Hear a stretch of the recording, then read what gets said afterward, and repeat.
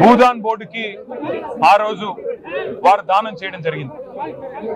అసలు మహాత్మా గాంధీ గారి స్ఫూర్తితో ఆచార్య వినోబా భావే గారు భూదాన్ బోర్డును పెట్టిన ఉద్దేశమే ఈ రాష్ట్రం, ఈ దేశంలోని పేదలకి మరి నివాసం ఉండడానికి స్థలాలు ఉండాలని, అట్లాగే వ్యవసాయ యోగ్యత కలిగిన రైతులకి వారు వ్యవసాయం చేసుకునేడానికి సాగుకి యోగ్యమైన భూమి ఉండాలనే భూదాన్ బోర్డు పెట్టడం జరిగింది.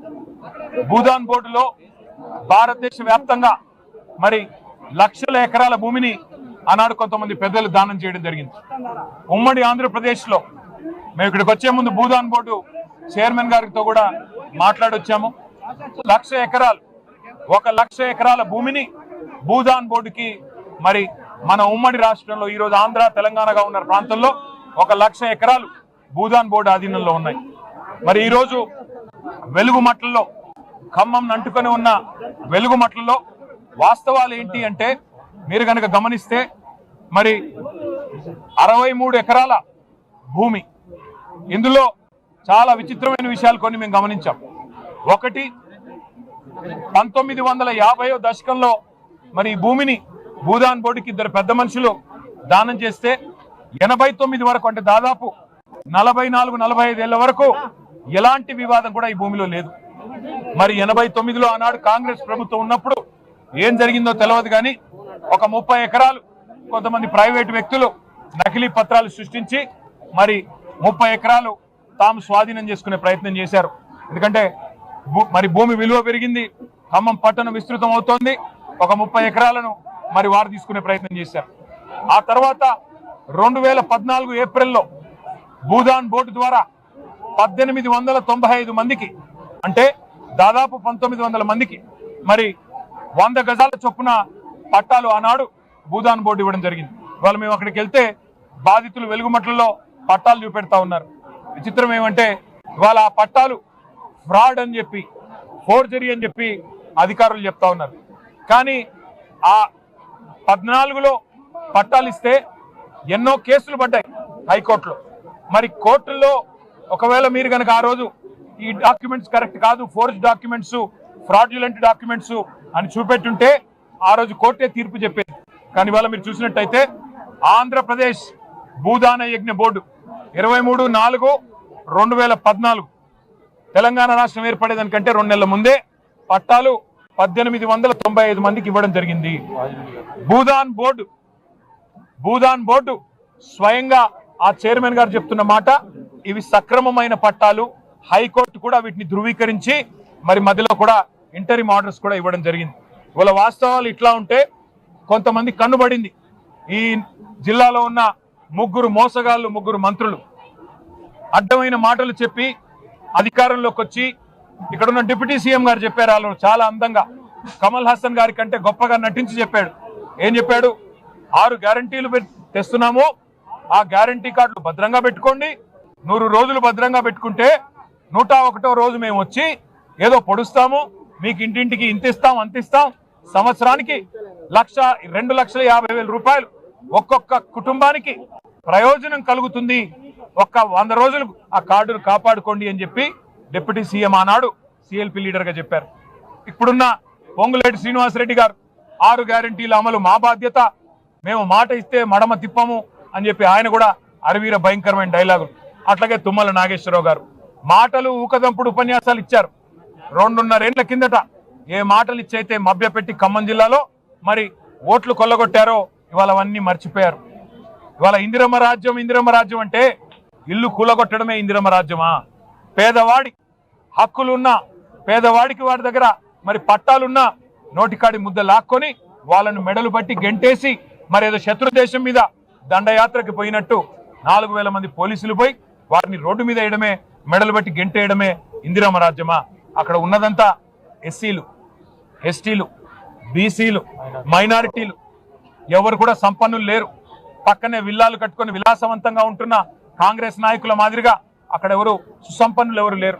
100 గజాల్లో కొన్ని రేకుల షెడ్లు, కొన్ని గుడిసెలు, కొన్ని ఈ మధ్యన అప్పో సప్పో చేసి కట్టుకున్న ఇండ్లు, వాటిని కూల్చడానికి మీకు మనసెట్లా వచ్చింది అని జిల్లా మరి మంత్రులు నేను అడుగుతా ఉన్నా. మీరు ఇవాళ ఈ ప్రభుత్వం వచ్చిన తర్వాత ఒకటి గమనించండి, రాష్ట్ర వ్యాప్తంగా విధ్వంసమే తప్ప నిర్మాణం ఎక్కడన్నా జరిగిందా? హైడ్రా పేరిట హైదరాబాదులో అరాచకాలు, మూసీ డెవలప్మెంట్ పేరిట, గాంధీ బొమ్మల పేరిట ఇవాళ ఎప్పటి నుంచో కాంగ్రెస్ ప్రభుత్వంలోనే పర్మిషన్లు ఇచ్చిన అపార్ట్మెంట్లను కూల్చే ప్రయత్నాలు. అట్లాగే ఎంత దయలేని ప్రభుత్వం, ఎంత రాతిగుండ ప్రభుత్వం ఇది అంటే, మహబూబ్ నగర్ పట్టణంలో దివ్యాంగులు, కళ్ళు కనబడిన వాళ్ళు, చెవులు వినబడిన వాళ్ళు, కాళ్ళు చేతులు చక్కగా లేని వాళ్ళు దివ్యాంగులు 150 ఇండ్లు కట్టుకుంటే ఈ ప్రభుత్వం వచ్చినాక బుల్డోజర్లు పెట్టి వాళ్ళని కూడా కూల్చేశారు. లగచర్లలో గిరిజనుల భూములు లాక్కున్నారు. ఇదేనా ఇందిరమ్మ రాజ్యం అంటే? గిరిజనుల భూములు లాక్కోవడం, గిరిజనుల మాన ప్రాణాలకు హాని తలపెట్టడం, వారికి గౌరవం లేకుండా చేయడం, దళితులను ఇబ్బంది పెట్టడం, బలహీన వర్గాలను ఇబ్బంది పెట్టడం, చివరికి దివ్యాంగుల ఇండ్లు కూలగొట్టడం ఇందిరమ్మ రాజ్యం అంటే? మొత్తం విధ్వంసమే తప్ప ఎక్కడన్నా నిర్మాణం జరిగిందా? ఆలోచించండి. నేను ఖమ్మం జిల్లా మంత్రులు కూడా ఒకటే అంటా ఉన్నా, మీరు మీ అధికార తొత్తులు, మీరు ఎన్ని డైలాగులు కొట్టినా వాస్తవాలు వాస్తవాలుగానే ఉంటాయి. ఆ పట్టాలు ఖచ్చితంగా జెన్యూను. మీ పక్కన ఉండే దొంగలు కొంతమంది, 3 రియల్ ఎస్టేటు వ్యాపారులు, వారి ప్రయోజనాల కోసం 3 మంత్రులు పనిచేస్తా ఉన్నారు. వాళ్ళెవరో మీకు తెలుసు, మాకు తెలుసు. సందర్భం వచ్చినప్పుడు పేర్లతో సహా బయట పెడతాం. ఖచ్చితంగా ఆ 3 రియల్ ఎస్టేట్ వ్యాపారుల కోసం ఇవాళ మీరు దాదాపు 910 కుటుంబాలని మెడలు బట్టి రోడ్డును నూకినందుకు వారి శాపాలు, వారి ఆక్రోశం, వారి కన్నీళ్లు ఉత్తగానే పోవు. తప్పకుండా ఆ కన్నీళ్లలో మీ ప్రభుత్వమే కొట్టుకపోయే రోజు వస్తుందని చెప్పి కూడా నేను హెచ్చరిస్తా ఉన్నా. జరిగిన తప్పును సరిదిద్దుకోండి. అధికారం మత్తులో ఇవాళ మీరు చేసిన తప్పును మంత్రులకి నేను విజ్ఞప్తి చేస్తా ఉన్నా, డిమాండ్ చేస్తా ఉన్నా, వెంటనే సరిదిద్దుకోండి. అక్కడే ఇల్లు కట్టివ్వండి. వాళ్ళు మేము పోతే బాధితులు ఒకటే అంటున్నారు, మాకు ఇంకెక్కడో ఇవ్వాల్సిన అవసరం లేదు, మాకు ఎక్కడికో పోవాల్సిన అవసరం లేదు, మాకు ఇక్కడే ఇల్లు కట్టివ్వండి, మాకు పట్టాలు ఉన్నాయి, మాకు సర్వ హక్కులు ఉన్నాయి, మమ్మల్ని ఇబ్బంది పెడుతున్నది ప్రభుత్వం అని చెప్పి వాళ్ళు ఆక్రోశిస్తా ఉన్నారు. నేను అడిగిన, అమ్మ మీకేమైనా కావాలా అంటే, ఏమీ లేదన్నా, మాకేమీ వద్దు, మా కేసీఆర్ గారు కట్టించిన గురుకుల పాఠశాలల్లో మా పిల్లల్ని చదివించుకుంటున్నాం, కానీ ఇవాళ కనీసంగా మాకు ఉండడానికి గూడు లేకుండా చేశారు, మాకు తాత్కాలికంగా ఏదన్నా పునరావాసం ఏర్పాటు చేయండి, మాకు ఈ ప్రభుత్వం మీద విశ్వాసం లేదన్నారు. మా పార్టీ తరఫునే నేను అందుకే వారికి మాట ఇచ్చాను, తాత్కాలిక పునరావాసం మేమే ఏర్పాటు చేస్తాం. అట్లాగే వారు న్యాయపరంగా పోరాటం చేయడానికి కూడా సంపూర్ణంగా పార్టీ అండగా నిలబడుతుంది. అన్ని రకాలుగా కూడా వారికి అండగా మేము నిలబడతామని చెప్పి కూడా వారికి మాట ఇచ్చాను. దాంతోపాటు నేను ఇంకొక మాట కూడా మళ్ళీ ప్రత్యేకంగా మీడియా కూడా విజ్ఞప్తి చేయదలుచుకున్నాను. దయచేసి మీడియా, మీరు ప్రజాస్వామ్యంలో పేదల గొంతుకై నిలవాల్సింది మీడియా, పేదల గొంతుకై గర్జించాల్సింది మీడియా. వారి పేదల ఆక్రోశం వినండి, వారి గాథని, వారి వ్యధని వినండి. ప్రపంచం దృష్టికి, రాష్ట్ర ప్రజల దృష్టికి, ప్రభుత్వం దృష్టికి తీసుకొని పోండి. అధికారులు మిస్లీడ్ చేసిన ఎక్కడ ఉండే 3 మంత్రులు వారి సంపాదన కోసం, వారి అక్రమ సంపాదన కోసం వారు ఆ పేదలకు అన్యాయం చేసినా తప్పకుండా వారి గొంతుని మీరు వినిపించాలని కూడా మిమ్మల్ని కూడా కోరుతూ, తప్పకుండా కేసీఆర్ గారి తరఫున వారి దూతలుగా ఇవాళ అజయ్ పువ్వాడ గారు, గాయత్రి రవి గారు, ఆర్ఎస్ ప్రవీణ్ కుమార్ గారు, మా తాత మధు గారు, అట్లాగే కాంతారావు గారు, మా కమల్ రాజు గారు, మా చంద్రావతి గారు, అందరం కూడా వారికి అండగా నిలబడడానికి ఇక్కడికి వచ్చాము.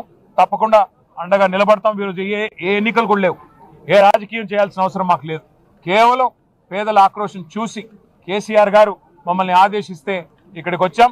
ఈ రాష్ట్రంలో జరుగుతున్న విధ్వంస కాండ, ఈ రాష్ట్రంలో కూలుస్తున్న పేదల ఇండ్లు, ఇందిరమ్మ రాజ్యం పేరిట ఈ రాష్ట్రంలో ఈరోజు పేదల మీద కత్తిగట్టి పగబట్టి ఏ రకమైన విధ్వంసకాండ జరుగుతుందో, ఏ రకమైన దమనకాండ జరుగుతుందో దాన్ని మళ్ళీ ఒకసారి రాష్ట్రానికి, దేశానికి తెలియజెప్పే విధంగా మరి అందరికీ చెప్పడానికి ఇక్కడికి వచ్చాం.